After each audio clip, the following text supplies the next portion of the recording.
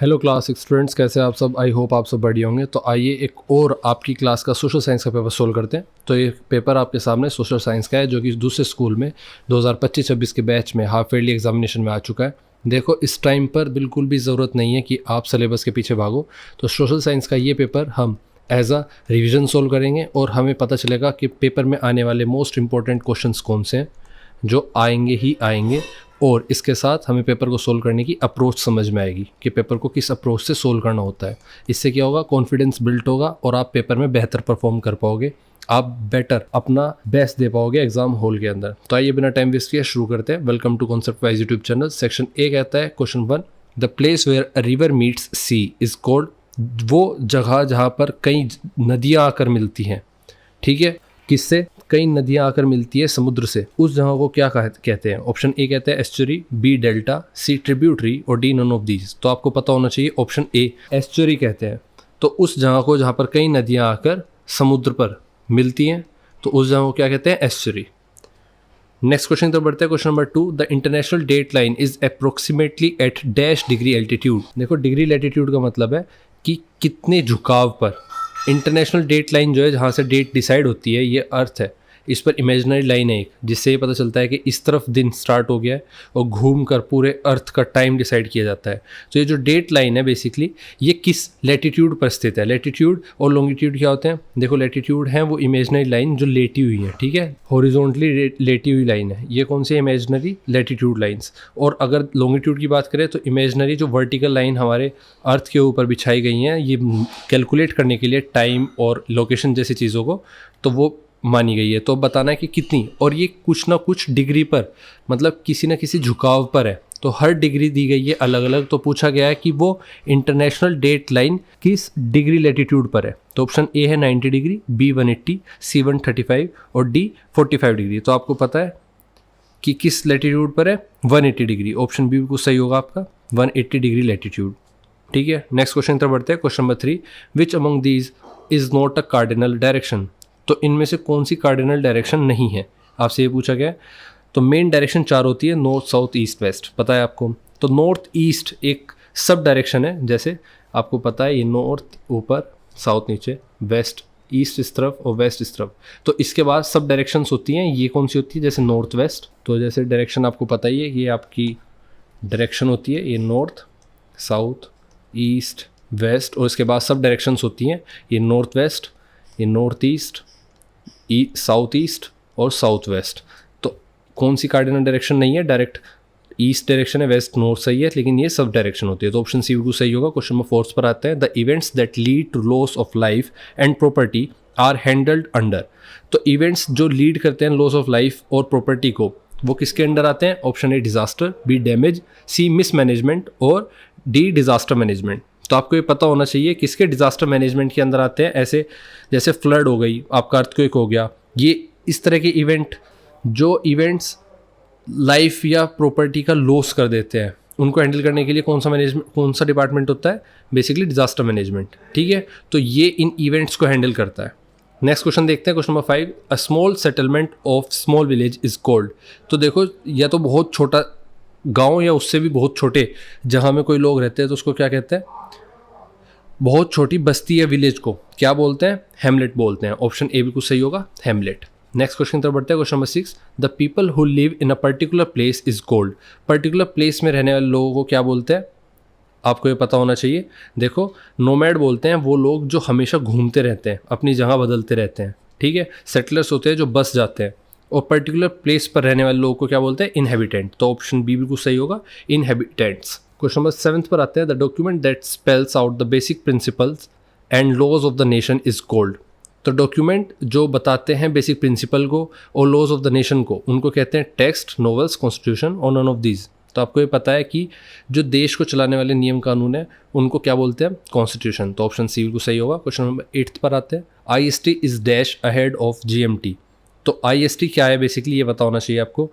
Basically जैसे global meridian time है GMT, ऐसे ही इंडिया में जो टाइम चलता है वो IST चलता है। तो IST इज ये कितना समय आगे है GMT से, पूछा गया ना। IST इज अहेड, तो अहेड मतलब IST कितना आगे है GMT से। तो GMT बेसिकली क्या है, अर्थ पर ये सेंटर में यहाँ पर लंदन पड़ता है, मान लीजिए लंदन को हम सेंटर मानते हैं और यहाँ पर एक लाइन ड्रॉ कर देते हैं, तो ये क्या है GMT, global meridian time line, जिसके बिहाफ पर हो सकता है मैं फुल फॉर्म इसकी गलत ले रहा हूँ, लेकिन आपको समझाने के लिए इस लाइन से समय डिसाइड होता है। लेकिन जब इस पर सूरज की किरणें पड़ती हैं तो इस पर पड़ने से पहले कितने घंटे पहले सूरज की किरणें सेम समय बताती है भारत में, तो भारत का टाइम कितना टाइम आगे है, तो आपको पता होना चाहिए 5 आवर्स। तो इंडिया में जो IST चलता है, इंडिया का जो टाइम है वो बेसिकली GMT से 5 घंटे आगे है। क्वेश्चन नंबर 9 पर आते हैं, the plant life of a particular region is called.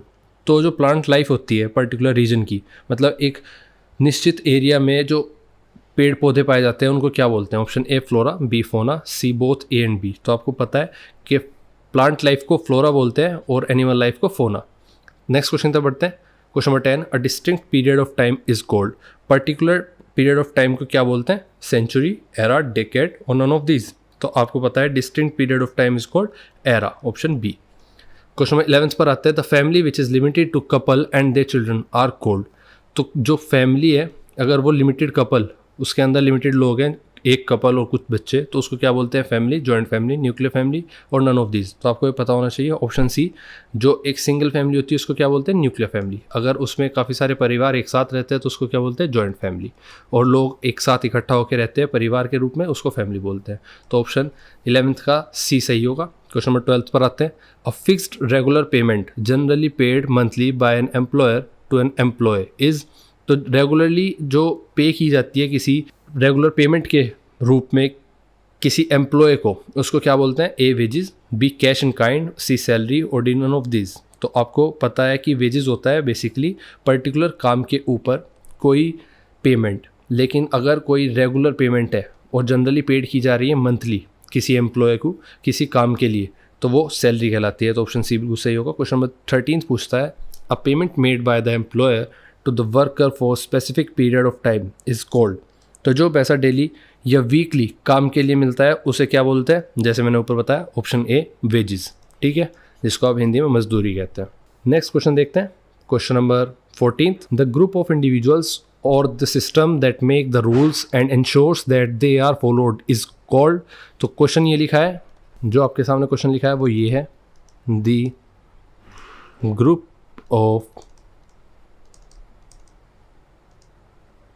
individuals or the system that make the rules and ensure that they are followed is called, क्या कहेंगे उसको? A governance, B government, C laws और D none of these। तो आपको पता है जो group rules बनाता है और उन्हें फॉलो करवाता है उसे क्या बोलते हैं? हमारे यहाँ गवर्नमेंट बोलते हैं। ऑप्शन बिल्कुल B सही होगा, गवर्नमेंट। और इस रेगुलेशन को गवर्नेंस बोलते हैं जो कराई जा रही है, ठीक है। तो क्वेश्चन 15 पर आते हैं, the system that enables and encourages the participation of ordinary citizens is called.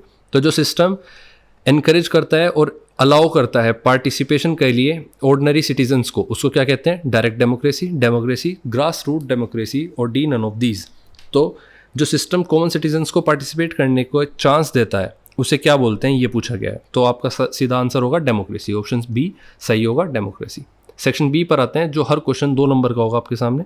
तो 6 क्वेश्चन है, 12 मार्क्स आपके सीधे मिलेंगे आपको। क्वेश्चन 16 पूछता है, डिफाइन लॉन्गिट्यूड एंड लैटिट्यूड। अच्छा, इनको समझते हैं। देखो, अर्थ हमारी स्फेरिकल है, ठीक है। इस अर्थ पर जो हमने इमेजनरी लाइंस क्रिएट की हैं जो हॉरिजॉन्टली अर्थ पर पड़ी हुई हैं, इनको हमने क्या बोला? लैटिट्यूड। और जो लाइंस हमने वर्टिकली इमेजिन की हैं उनको क्या बोला हमने? लॉन्गिट्यूड, ठीक है। तो अगर हम बीच में एक स्केल रखें, एक D रखें और बीच से नापें, तो बीच से नापने के बाद हर डिग्री पर एक लैटिट्यूड और एक लॉन्गिट्यूड हमें मिलता है। तो हमसे पूछा जाता है ये लॉन्गिट्यूड या ये लैटिट्यूड पर्टिकुलरली किस एंगल पर है, ठीक है। वही आपसे पूछा गया था कि किस एंगल पर लैटिट्यूड या लॉन्गिट्यूड मिलता है। इस तरह से आपका अर्थ पर सब चीज़ें बिछी हुई है। अब आपसे पूछा गया है कि ये क्या है, इनको डिफाइन करना है। तो सिंपल है, पहले आप लैटिट्यूड लिख लो, लैटिट्यूड हेडिंग डालोगे, इसके बाद पेपर में लिखोगे east west imaginary lines, east west, ठीक है। तो ईस्ट इस तरफ है, वेस्ट इस तरफ है, तो ये हॉरिजॉन्टली लाइंस को दर्शाता है, ठीक है। East west imaginary lines measure north और साउथ ऑफ इक्वेटर, और वहीं दूसरी तरफ लॉन्गिट्यूड की अगर बात करें, आप पहले हेडिंग डालोगे लॉन्गिट्यूड, ठीक है। इसके बाद आप लिखोगे north south lines measure east और वेस्ट, मेजर ईस्ट और वेस्ट ऑफ प्राइम मेरिडियन। तो मैं जो बता रहा था वो क्या था, ग्लोबल प्राइम मेरिडियन की बात हो रही थी, ठीक है, जी मेरिडियन।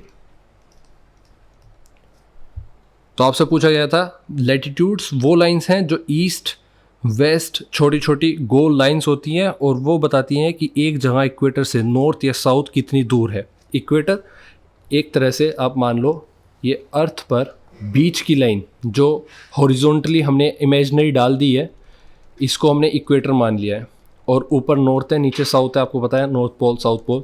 तो लैटिट्यूड लाइंस मतलब ये हॉरिजॉन्टल लाइंस जो हैं जिनको हम लैटिट्यूड्स बोलते हैं, इससे हम ये नाप सकते हैं कि नॉर्थ कितनी दूर है, ठीक है, नॉर्थ साइड में कौन सी जगह कितनी दूर है इक्वेटर से, ठीक है। और लॉन्गिट्यूड इसी तरह से काम करती हैं, वो लाइंस है जो नॉर्थ पोल से साउथ पोल तक जाती हैं और बताती हैं कि एक जगह प्राइम मेरिडियन से ईस्ट और वेस्ट कितनी दूर है।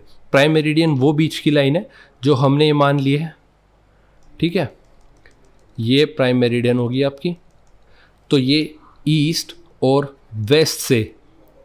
वेस्ट में कोई जगह है, मान लीजिए ये कोई जगह है यहाँ पर, तो ये प्राइम मेरिडियन से कितनी दूर है हम नाप सकते हैं, ठीक है, वेस्ट की तरफ इतनी दूर है। इसी तरह से बताई गई है और ये आपकी डेफिनेशन हो गई। नेक्स्ट क्वेश्चन की तरफ बढ़ते हैं। क्वेश्चन 16 कंप्लीट हुआ। 17 पूछता है what are 4 different ways by which you learn about past. तो कौन से 4 तरीके हैं जिनसे आप पास्ट के बारे में सीखते हैं। तो हम पास्ट के बारे में 4 तरीक़ों से जानते हैं। लिखित रूप में, जिसको हम रिकॉर्ड्स बोलते हैं, जैसे बुक्स और इंस्क्रिप्शंस। जुबानी ओरल, जैसे हम कहानियाँ सुनते हैं। आर्कियोलॉजिकल, जैसे कोई टूल मिल गया, पोट्री मिल गई, कोई दबी हुई चीज़ें मिल गई। और मोन्यूमेंट्स, जैसे पेंटिंग्स, ठीक है। तो इसको आप आंसर करेंगे। 17 का आंसर आप प्रॉपर्ली देंगे।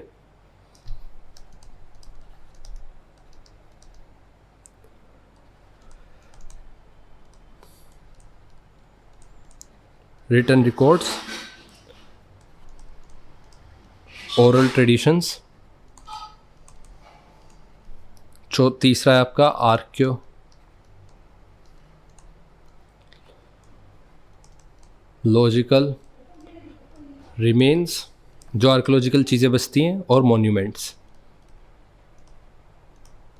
मॉन्यूमेंट्स और पेंटिंग्स, ठीक है। इस तरह से हमने 4 तरीके देखे जिससे हम पास्ट के बारे में सीखते हैं। नेक्स्ट क्वेश्चन देखते हैं। Question number 18, what are the 2 different ways by which time is measured in history. तो ऐसे कौन से 2 तरीके थे जिससे टाइम नापा जाता था हिस्ट्री के अंदर। तो ये 2 तरीके हो सकते हैं। पहला होता है रिलेटिव, जिसमें हम बस बोलते हैं कि ये चीज़ पहले हुई और ये बाद में। दूसरा तरीका है एब्सोल्यूट, जिसमें हम एग्जैक्ट ईयर के साथ साथ डेट बताते हैं। रिलेटिव टाइम और एब्सोल्यूट टाइम। एक टाइम हो गया आपका रिलेटिव टाइम और एक एब्सोल्यूट। तो इसमें आप 2 तरीके लिख सकते हो, एक BC बिफोर और दूसरा AD एनो डोमिनी AD। बेसिकली ये फुल फॉर्म है, लेकिन क्राइस्ट के जन्म के बाद की समय है। ये जन्म के बर्थ के बाद के समय की बात करता है, बाद का समय, ये पहले का, ठीक है। नेक्स्ट क्वेश्चन की तरफ बढ़ते हैं। क्वेश्चन नंबर 18 हमारा कंप्लीट हुआ। 19 पूछता है why did people travel to India. लोग इंडिया ट्रेवल क्यों करते थे from various part of the world. दुनिया की अलग अलग जगह से इंडिया में घूमने के लिए क्यों आते थे एंशिएंट टाइम में, ये बताना है आपको। तो एंशिएंट टाइम में लोग, पूरी दुनिया के लोग भारत की तरफ क्यों आते थे। ट्रेड के लिए ऑब्वियसली, रिलीजन और पिलग्रिमेज के लिए, स्टडी और लर्निंग के लिए। तो आंसर है for trade, religion and pilgrimage and learning. Universities में, विश्वविद्यालयों में सीखने, पिलग्रिमेज मतलब जो आपके मठ बने हुए हैं उनमें रहने के लिए, रिलीजन पर्पस से, और ट्रेड करने के लिए, व्यापार करने के लिए, ठीक है। नेक्स्ट क्वेश्चन तरफ बढ़ते हैं। Question number 20, write two difference between economic and non economic activities. तो इकोनॉमिक एक्टिविटीज़ वो होती है जिस एक्टिविटी में पैसों का लेन देन, कमाई या कोई वैल्यू प्रोवाइड की जा रही हो। नॉन इकोनॉमिक एक्टिविटीज़ में हो सकता है आप इज़्ज़त, प्यार या फिर अपनी रिस्पॉन्सिबिलिटी के बिहाफ पर कोई काम करते हैं। तो इसको लिखेंगे, इकोनॉमिक एक्टिविटीज़ पैसा कमाने के लिए होती है और नॉन इकोनॉमिक पैसा कमाने के लिए नहीं होती, सिर्फ सर्विस देने के लिए, सेटिस्फेक्शन के लिए होती है। तो आप आंसर में लिखेंगे economic done for earning money और non economic not for earning, for satisfaction and service only. तो आप प्रॉपर आंसर पेपर में कुछ इस प्रकार लिखेंगे। देखो इकोनॉमिक एक्टिविटीज़ की बात कर लेते हैं। इकोनॉमिक एक्टिविटी और नॉन इकोनॉमिक एक्टिविटी, ठीक है। तो इकोनॉमिक एक्टिविटीज़ में लिखोगे आप कि activities are those activities which are those activities which are undertaken to earn money or livelihood, और ठीक है। और नॉन इकोनॉमिक एक्टिविटी की बात कर लें, और पहले इकोनॉमिक एक्टिविटी का अगर एग्जांपल हम देखें, अ फार्मर ग्रोइंग क्रॉप्स और a teacher teaching in school. और नॉन इकोनॉमिक एक्टिविटी अगर देखें तो नॉन इकोनॉमिक एक्टिविटीज़ में are those activities which are not undertaken for money but for satisfaction, but for love, care, duty और satisfaction, ठीक है। तो ये इसलिए किया जाता है क्योंकि आपको कोई ड्यूटी निभानी होती है, केयर करनी होती है किसी की, या कोई सेटिस्फेक्शन के लिए कोई काम करना होता है। एग्जाम्पल के तौर पर हेल्पिंग पुअर पीपल, ठीक है। नेक्स्ट पॉइंट हो सकता है, दो डिफरेंस बताने हैं। नेक्स्ट पॉइंट हो सकता है economic activities give income. Second point हो सकता है economic activities give income in the form of money, ठीक है। और इसका दूसरा पॉइंट हो सकता है non economic activities give emotional satisfaction and happiness, ठीक है। तो ये आपके दो पॉइंट हुए जो आप लिख सकते हैं एक साथ। फर्स्ट पॉइंट यहाँ से स्टार्ट हुआ, फर्स्ट पॉइंट यहाँ से, सेकंड पॉइंट यहाँ से। नेक्स्ट क्वेश्चन तरफ बढ़ते हैं। क्वेश्चन नंबर 20 कंप्लीट हुआ। 21 पूछ रहा है right the full form of MLA and MP. तो एमएलए होता है आपका मेंबर ऑफ लेजिस्लेटिव असेंबली, और एमपी होता है आपको पता है मेंबर ऑफ पार्लियामेंट, और एमपी होता है मेंबर ऑफ, ठीक है। नेक्स्ट क्वेश्चन तरफ बढ़ते हैं। सेक्शन सी, हर क्वेश्चन 3 नंबर का होगा, 18 नंबर के क्वेश्चन आपके सामने है। क्वेश्चन नंबर 22 पूछता है explain about the main 3 types of map. तो 3 टाइप के मैप होते हैं, आपको पता होना चाहिए। पॉलिटिकल मैप, फिजिकल मैप और तीसरा थमेटिक मैप। क्वेश्चन नंबर 23 पर आते हैं। क्वेश्चन नंबर 23 करते हैं एक्सप्लेन द फॉलोइंग टर्म्स। तो इन टर्म्स को आपको एक्सप्लेन करना है। आपके सामने कॉन्टिनेंट्स, आइलैंड्स और ओशन। आइए इनको एक्सप्लेन करते हैं। तो कॉन्टिनेंट्स क्या होता है? Large, basically a very large land mass, बहुत बड़ा ज़मीन का टुकड़ा, उसको क्या बोलते हैं? कॉन्टिनेंट्स। इतना बड़ा ज़मीन का टुकड़ा कि पूरा देश इसके अंदर आ जाए, ठीक है। एग्जाम्पल के तौर पर एशिया। ओशंस क्या होते हैं? Very large body of salty water, तो सोल्टी वाटर की बहुत बड़ी वाटर बॉडी, ठीक है, large body of salty water, इतनी बड़ी कि उसमें देश भी समा जाए, उसको क्या बोलते हैं? ओशंस।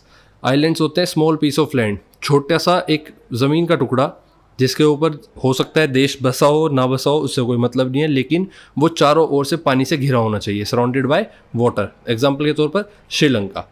नेक्स्ट क्वेश्चन की तरफ बढ़ते हैं। Question number 24, draw a timeline of your family showing at least 3 generations with year of their birth. तो टाइमलाइन का मतलब होता है एक ऐसी लाइन जो समय को दर्शाती हो। किसका समय? वो कहा गया है आपका योर फैमिली, ठीक है, टाइमलाइन ऑफ योर फैमिली। तो फैमिली का समय दर्शाना होगा। अब कैसा समय? 3 जनरेशन का। तो कैसे बनाओगे आप इसको? आप एक लाइन ड्रॉ करोगे, सिंपल, ठीक है। इसमें आप 3 जनरेशन्स कैसे दिखाओगे? मान लीजिए आप 2010 आप लिखोगे मी 2010 में पैदा हुआ। उससे पहले आपके पिताजी 1978 में, आप पूछोगे, ठीक है, फादर, अपनी फादर से पूछोगे आप कब पैदा हुए, और फिर ग्रैंडफादर की आपको डेट ऑफ बर्थ लिखनी है, तो 1950, ठीक है। इस तरह से आप टाइमलाइन बनाओगे। Students will draw their own family timeline, सबको अपनी खुद की टाइमलाइन ड्रॉ करनी है। उसके बाद नेक्स्ट क्वेश्चन की तरफ बढ़ते हैं। Question number 25, explain about the 3 main components of map. तो मैप के बहुत मोस्ट इंपॉर्टेंट क्वेश्चन है, पेपर में आएगा ही आएगा। जैसे ये क्वेश्चन आएगा आपका, टाइप ऑफ मैप्स आपके क्वेश्चन आएगा ज़रूर, ठीक है। इकोनॉमिक एक्टिविटीज़ 20th क्वेश्चन आएगा ज़रूर। इसके बाद आपको पता है कि आपका डिफरेंट वे ऑफ लर्न इनके चांसेस हैं, लॉन्गिट्यूड लेटीट्यूड आएगा ज़रूर। इनेबल पार्टिसिपेंट डायरेक्ट डेमोक्रेसी पर आएगा ज़रूर। तो इस तरह से क्वेश्चन होते हैं जो ज़रूर आएंगे, 100% आएंगे। क्वेश्चन नंबर 26 पर आते हैं, एक्सप्लेन अबाउट द 3 ऑर्गन। इससे पहले 25th कंप्लीट करते हैं, explain about the 3 main components of map. तो मेन कंपोनेंट्स ऑफ मैप क्या होते हैं देखते हैं। तो पहला title, 3 main components, the 3 main components of map, ठीक है। क्या title, tells us what the map is about. तो ये बताता है कि मैप हम, मतलब अगर कोई मैप है उसके ऊपर जो टाइटल पड़ा होगा ये क्या बताता है, मैप किसके बारे में है। दूसरा स्केल हमें बताती है कि shows the ratio between map distance. मान लीजिए आपने मैप बनाया इतना बड़ा और ये आपके पूरे शहर का मैप है, लेकिन ये पूरे शहर का मैप कैसे होगा, ये तो बहुत छोटा है। तो कहा जाएगा जो एक यूनिट है, ये दूरी, ये आपकी पूरी 10 किलोमीटर की दूरी है, ये दूरी आपकी 20 किलोमीटर की दूरी हो गई। तो हर यूनिट का डिस्टेंस स्केल के रूप में बताया जाएगा कि यहाँ पर कितना दर्शाया गया है, ठीक है। तो scale shows us the ratio between map distance and actual distance. और तीसरा सिंबल्स और कीज़। तो बेसिकली सिंबल्स दर्शाते हैं हमें कि कौन सी चीज़ को किस सिंबल से दर्शाया गया है। It explains the meaning of symbols and colours used in the map, ठीक है। मैप में जो यूज़ किए गए हैं, जैसे नदी का सिंबल ये हो गया, ठीक है। इसके अंदर ये रोड का सिंबल ये हो गया, रेलवे लाइन का सिंबल ये हो गया, ठीक है। इस तरह से हॉस्पिटल का सिंबल ये हो गया, आपका घर का सिंबल ये हो गया। तो कुछ भी सिंबल हो सकता है, ठीक है, जो दर्शाता है। तो ये मेन कंपोनेंट्स आपके में। Question number 26, explain about the 3 organ of the government. तो आपको 3 ऑर्गन्स ऑफ द गवर्नमेंट के बारे में बताना है। फर्स्ट लेजिस्लेचर होता है, ठीक है, जो बनाता है मेक द लॉज, ठीक है। लॉ बनाने के लिए लेजिस्लेचर डिपार्टमेंट होता है। सेकंड एग्जीक्यूटिव होता है। बेसिकली ये जो ऑर्गन होता है ये किस काम आता है, इम्प्लीमेंट करने के लिए, लॉ को इम्प्लीमेंट करने के लिए बनाया गया है, इम्प्लीमेंट्स द लॉ। और जुडिशरी जो इन सब को चेक और पनिश करने के लिए बनाई गई है। Judiciary interprets the laws and settles disputes, ठीक है। तो ये 3 ऑर्गन है आपके जो गवर्नमेंट के होते हैं और हमारे देश को चलाते हैं आगे। क्वेश्चन नंबर 27 पर आते हैं, explain about 3 level of the government. देखो ऑर्गन और लेवल में कंफ्यूज नहीं होना। ऑर्गन बता दिया आपको, ऑर्गन वो होते हैं जो गवर्नमेंट को चलाते हैं। लेवल क्या होते हैं कि गवर्नमेंट किन लेवल्स पर चलती है। तो ऑर्गन होंगे जो चलाते हैं देश को, लेवल्स होंगे गवर्नमेंट के अलग अलग किस लेवल पर काम करते हैं, मतलब सेंट्रल, स्टेट, लोकल। तो इस तरह से होता है, ठीक है। तो अब देख लो इनमें कितना अंतर है और किस तरह से ये डिफरेंट है। तो अब लेवल्स की बात कर लेते हैं। द 3 लेवल्स ऑफ गवर्नमेंट क्या है। पहला है सेंट्रल गवर्नमेंट जो पूरे देश को एक करके रखती है, गवर्न्स द होल कंट्री, ठीक है। दूसरा है आपका स्टेट गवर्नमेंट जो governs the state, it governs only state, राज्य तक ये सीमित है। और तीसरा लोकल गवर्नमेंट जो गवर्न्स विलेज, टाउन, सिटीज़। ये किसको गवर्न करते हैं, छोटे शहरों को, टाउन्स को, छोटे गाँव को सभी, और सिटीज़ को। Govern villages, towns and cities, ठीक है। नेक्स्ट क्वेश्चन नंबर 28 पर आते हैं, show them in the world map. तो वर्ल्ड मैप पे आपको इन सभी 5 पॉइंट्स को दर्शाना है कहाँ पर हैं। ये किसके नाम है, ऑस्ट्रेलिया, पैसिफिक ओशन, देखो ये कंट्री है, ये भी कंट्री है, साउथ अमेरिका और Indian Ocean. South America country और Indian Ocean, South America, North America continent है, तो ये कॉन्टिनेंट हो गया, ये सब कंट्री हो गई 3, और पैसिफिक ओशन और इंडियन ओशन हो गए। तो आइए दर्शाते हैं अपने world political map of world पर। देखो आपको समझाने के लिए मैप दिखाया गया है, इसमें सभी कंट्रीज़ का नाम लिखे हुए हैं। तो आपको पता है इंडिया कहाँ पर है, इंडिया आपका यहाँ पर है, ठीक है। दूसरा आपसे कहा गया है ऑस्ट्रेलिया आपका यहाँ पर है। तो इस तरह से हम अपने सभी जो पॉइंट्स हैं उनको दर्शाया गया है, वो देख लेते हैं कहाँ पर कौन सा पॉइंट है। तो इंडिया हो गया हमारा, इसके बाद ऑस्ट्रेलिया हो गया हमारा, और हमसे पूछा गया ऑस्ट्रेलिया हमने कवर कर लिया, इंडिया हो गया हमारा, और साउथ अमेरिका बताना है आपको कॉन्टिनेंट कहाँ पर है। तो साउथ अमेरिका अभी बताएंगे, उससे पहले ओशंस कवर कर लेते हैं। तो पैसिफिक ओशन और इंडियन ओशन। इसके साथ ये समझना होगा आपको, जब भी कॉन्टिनेंट की बात आ जाए तो आपको सभी कॉन्टिनेंट्स देख लेना है। जब भी कंट्री की बात आए सभी कंट्रीज़ देख लेनी है। जब भी ओशन की बात आए सभी ओशन देख लेना है। तो क्योंकि हमारी अर्थ स्फेरिकल है तो इधर से गई हुई लाइन इधर से वापस आती है, ये पता है आपको। ये पॉइंट दूसरी तरफ इधर आ जाता है। तो ये वाला अलास्का जो पॉइंट है ये यहाँ पर मिला हुआ है। ठीक है, कंप्लीटली फाइन। तो अब आपको ओशंस देखने हैं। तो नॉर्थ पैसिफिक ओशन ये रहा, साउथ अटलांटिक ओशन ये रहा, साउथ पैसिफिक ओशन ये रहा। तो आपको पता है ये नॉर्थ पैसिफिक ओशन इधर से ये जो बता रहा हूँ मैं, ये नॉर्थ पैसिफिक ओशन है। और ये ओशन आपका किधर कनेक्टेड है? ये पूरा इतना एरिया नॉर्थ पैसिफिक ओशन है। साउथ पैसिफिक ओशन कहाँ है? इसके नीचे का, साउथ की तरफ हो गया।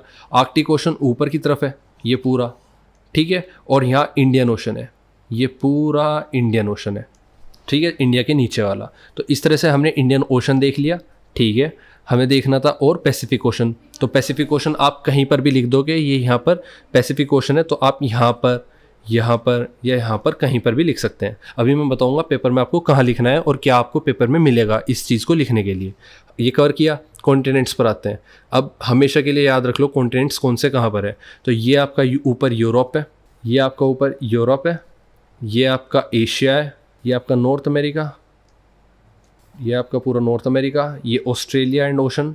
तो बेसिकली ये भी एक कॉन्टिनेंट है, पूरा Africa continent, south America continent और अंटार्कटिका कॉन्टिनेंट। तो इस तरह से कॉन्टिनेंट बने हुए हैं 1 2 3 4 5 6 एंड 7। तो आपको बताना है साउथ अमेरिका पूछा गया था। तो साउथ अमेरिकन कॉन्टिनेंट कहाँ है? साउथ अमेरिका कॉन्टिनेंट कहाँ है? ये रहा आपका। पैसिफिक ओशन कहाँ है? ये रहा आपका। इंडिया कहाँ है? ये रहा आपका। ऑस्ट्रेलिया कहाँ है? ये रहा आपका। तो ऑस्ट्रेलिया कॉन्टिनेंट भी है और ऑस्ट्रेलिया बेसिकली कंट्री है, लेकिन ऑस्ट्रेलिया एंड ओशेनिया ये अपने आप में एक कॉन्टिनेंट है। तो पैसिफिक ओशन बता दिया आपने, अफ्रीका, साउथ अमेरिका कॉन्टिनेंट बता दिया आपने, इंडिया बता दिया आपने, ऑस्ट्रेलिया बता दिया, 4 बता दिए। और 5वां बचा आपका इंडियन ओशन भी आपने बता दिया। यहाँ से ये सारा इंडियन ओशन है, ठीक है। अब पेपर में अब दर्शाएंगे ऐसे। आइए, आपको मिलेगा ये पॉलिटिकल मैप ऑफ वर्ल्ड मिलेगा आपको ये। तो आपको पता है साउथ अमेरिका कहाँ पर है? ये आपका साउथ अमेरिका। पैसिफिक ओशन ये आपका पैसिफिक ओशन ये है आपका, ठीक है। इसके बाद इंडियन ओशन ये है आपका, ये ऑस्ट्रेलिया है आपका, ये इंडिया है आपका। तो 1 2 3 4 5 5 पॉइंट बता दिया आपने। इस तरह से आपको दर्शाने हैं। तो आई होप आपको समझ में आया होगा और हमारी मेहनत आपको सही लगी होगी। इस तरह से आप पेपर में तैयारी करेंगे तो आप बेहतर परफॉर्म कर पाओगे और आपका कॉन्फिडेंस बिल्ड हो पाएगा। अगर आपको इस क्वेश्चन पेपर की PDF चाहिए तो आप मेंबरशिप ज्वाइन करके अपनी PDF अवेल कर सकते हो। सिर्फ 1 टाइम मेंबरशिप फीस लगेगी और आपको पूरे महीने के हर क्वेश्चन पेपर की PDF मिल जाएगी विद डिटेल सॉल्यूशन। आपकी क्लास के सभी क्वेश्चन पेपर उसमें अवेलेबल है। तो इस तरह से हमने क्वेश्चन पेपर सोल्व किया। आई होप आप वीडियो को लाइक कर दोगे, चैनल को सब्सक्राइब और अपने दोस्तों में वीडियो को शेयर कर दोगे। मिलते हैं आपसे आपकी क्लास के नेक्स्ट क्वेश्चन पेपर को सोल्व करते हुए। तब तक के लिए बाय और all the best for your upcoming exams.